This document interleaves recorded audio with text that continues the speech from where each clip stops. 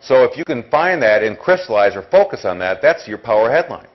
Whatever it is they're trying to accomplish, that's the headline. Make sure there's a strong benefit, what's in it for them, not just you and me together, but how to do something, increase market share, increase sales, improve margins, whatever that found need is as you have done your homework with that client.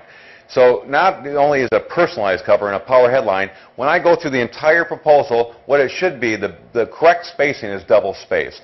Psychologists say that triple space is too wide, single space too narrow, but double spacing throughout the entire proposal is the best kind of format to lay out a proposal in. And in fact, when you do any proposal, just look at it for a second and say, does this make sense? Does this make sense for the customer? Is it focused on them? Is it professional looking? And just some gut judgments that anyone can make, frankly, looking at any document. Now, going down the list of rules, also avoid jargon words. Don't talk about remotes and cume and quarter hour and all this kind of garbage. That's really radio or product focused. Again, talk about what's important to them and minimize, in fact, just avoid any jargon, industry type words that might make sense to us in the business, but certainly not to the client on the street. Another rule is a very limited use of facts or statistics. Now, the one type of buyer that a lot of statistics is important to is what we call the analytical buyer. This is the individual that you go to their office and everything's neat. The pencils are counted, the papers are stacked neatly. It's a clean, pristine office. And they are generally into numbers, and they hate to be wrong. So when it comes to an analytical, you can't give them enough information. And by the way, they not only hate to be wrong, they rarely give you a decision right away. Because if they want to be right, that means they want to make sure it's the right decision. That means it takes time. So the best thing I can do for an analytical, frankly, is give them time. So I definitely want it in writing. And the use of facts or statistics, I don't mind if you go a little bit overboard. But when I'm talking about overboard, I'm talking 2 or 3 sheets. When I say limited use of statistics or facts, the most you want in any proposal, frankly, is 1 sheet. Why? Because if you can't say on 1 sheet, then you can't say it. I can't tell you the number of times I get sick to my stomach when I go through examples, because during my seminars and working with my clients, I have them turn in proposals on a regular basis. And I will go to a proposal and it'll have 6 or 7 sheets of demographic or psychographic or Scarborough information or whatever. But man, if you can't say it 1 sheet, let alone 2, you're not going to get it set. And when people are not confident about their proposal, what they usually do is they pad it with all these cell sheets. So that's a good sign or maybe warning to you. If you feel you need a lot of documentation, you might say to you, maybe it's just not a very strong proposal. Maybe you better start over. Because you really don't need that much. And again, all you're going to do is confuse them. You definitely are not going to overpower them with this use of all these fact sheets. 1 at best. Again, the difference might be with an analytical buyer. But that's the exception to the rule. One other thing that's probably the most important is proofing that proposal over and over again. In fact, not only once, twice, but I would have a standard at my station that I proof it 3 times. You're so close to that. As Roy Williams says, you're kind of in the bottle. You can't read the label when you're inside the bottle. And you're so close to that proposal and you did it, you can't see some of the words, just like probably the person who produced that church bulletin or some of those lines in that church bulletin. They were so close to it, they didn't even see what they were saying. But to an outsider looking at it fresh, it said a completely different thing many times. So you need to have someone else read that proposal and proof that proposal. Because that says how professional you are or aren't, frankly. You see, when I get on an airplane and I put down the tray table and I see coffee stains on the tray table, I start saying to myself, I wonder if they're doing the engine maintenance right. I wonder if they're changing the oil like they're supposed to, or whatever they do with those planes. And I don't know. And fear is the unknown. So one sign can lead me to think or have beliefs in other areas. In other words, when I start spelling the client's name wrong, or if I have typos in my proposal, the client says to himself, I wonder if they're going to run the darn spots right if they can't spell my name correctly, or if they don't know how to spell the word the. So professionalism and having a proposal that is typo-free, that is error-free, is everything. And what is your standard, by the way, for errors? Is it just, 2 is okay? Or is 0 defects your standard? That's mine.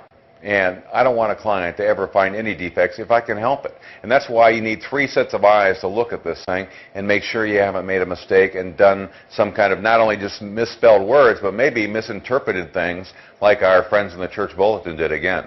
So other eyes looking at this should be, frankly, a standard at your station. So at least another set, and preferably a 3rd set of eyes, have looked at this, proofed it thoroughly, and it does look professional before it goes out the door. You want to get sick? You want to really make yourself ill? Stop today, everyone going out that's sending out any kind of correspondence or proposal, and look at it right now. And you'll see the amount of typos we're sending out on a daily basis, and we pretend to be professional. You need a central source, a copy, a proofing source that proofs letters as well as proposals. Frankly, any correspondence that goes out to a client should be looked at or proofed 2nd or 3rd time. All right, with those rules being set then, and those thoughts that apply to any proposal, in your kit that came along with the video set, you should have 2 boilerplated formats for proposals. You have a PowerPoint format and also a Word document format. And both of those are very well laid out, and you can pretty much put in the client's name and customize it, but they're both designed for selling and marketing a branding long-term type annual contract. And you're set to go. Again, you can look at them and use them as you wish, but a lot of the work's already been done for you. Just start at page 1 and see how far you go before you start talking about anything with your station or your new package or the new promotion or your grid card or something that has to do with you versus the client. In fact, let's try that test right now. Let's just go through a few proposals real quickly and see again how much they're focused on the customer versus focused on themselves and the station. Let's start out with this one. Here's a good example. Now here they'll use, I guess, the logo for the client, business called Appearances.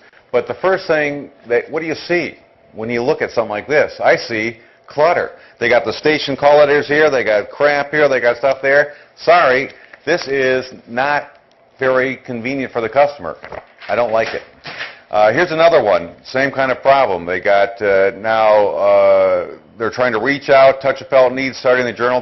They got some ideas for the client, but again, way too much clutter. Hated it.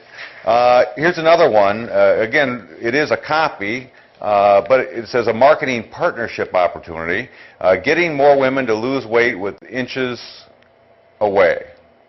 Cute idea. Again, sorry, way too much clutter.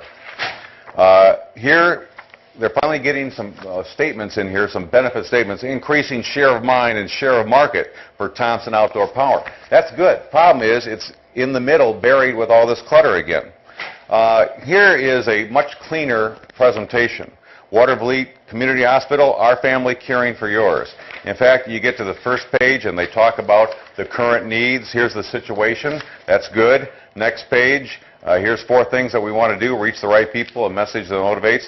But then right away, we're into the message, we're into the solution, and we really haven't described how we're going to help these people, but we're already talking us, our copy. So a little quick on that one. This one is a little interesting. They have Dream here, and they've got a quote from Victor Hugo. It's for Sleep Street Mattress Centers. I kind of like that approach. And they talk about the background, the target market, the average sale, everything, again, about the customer. That's good. We're on page 3, and we're still on Sleep Street. So this is a well-focused proposal. Here's another one, which is a lot more to the point. How to sell more tickets. Can you get any more direct than that? This is for a ballroom, for, I guess, a concert venue. But they're telling them right up front, here's the job. Our job is to help you sell more tickets. And has very little of the station. In fact, this was for a TV station in Tulsa. How to sell more tickets. Here's issues to address. That's great. But again, here we go, about page 3, why you need Fox TV. Hey, I don't need Fox TV. That's ridiculous. Now here's a very good example. Increasing market share in the Twin Cities auto market. Yeah, that's what I want to do. Great. Now, do you see the station logo on here at all? Nothing. It's all about the customer's building, the customer's name, and a benefit statement of the customer. This is a great cover. Very powerful, very clean, has very little to do with the radio station right now. Now, I'll get into presented to and who is presented by. Fine, I can live with that. They talk about the current situation. That's great. They talk about solutions or goals and objectives based on the situation. That's great. They talk about something called positioning, how positioning works, their strategy. And you're about 7 pages into this thing, 8 pages, before they finally start talking about them. And this is called the aggressive monthly schedule they have on there. But here I am fully 6 pages in before they say anything about the station. That's a great way to lay out a proposal. And it's what's important, by the way, in the mind of the customer. And that's what's important to them. Always focus it based on the needs of the customer, not what you think is important, which is always the radio station. That's last on the list, and that's last, frankly, in any good proposal. Always talk about the customer's needs, the solution of the needs, and by the way, we got a good station too. You do that, and your closing ratio for proposals is going to go up dramatically. Good luck, good selling. We'll see you in the next video.